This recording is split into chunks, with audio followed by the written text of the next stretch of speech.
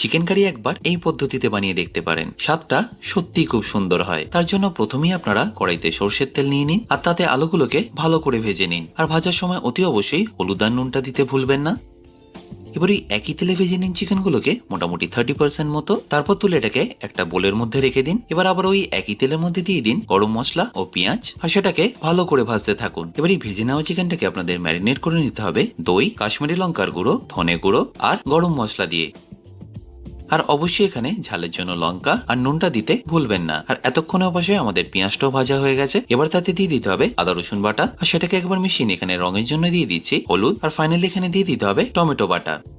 তারপর আলু আর ম্যারিনেটেড চিকেনটা দিয়ে ভালো করে একবার মিশিয়ে নিন। আর মেশানো হয়ে গেলে ঢাকা দিয়ে এটাকে কুক করে নিন মিনিমাম 10 থেকে 15 মিনিট। তারপর ঢাকাটা খুলে সামান্য একটু জল দিয়ে এটাকে একবার ভালো করে ফুটিয়ে নিন। আর সবশেষে একটু ধনেপাতা ছড়িয়ে দিলেই চিকেন কারি কিন্তু পারফেক্টলি রেডি।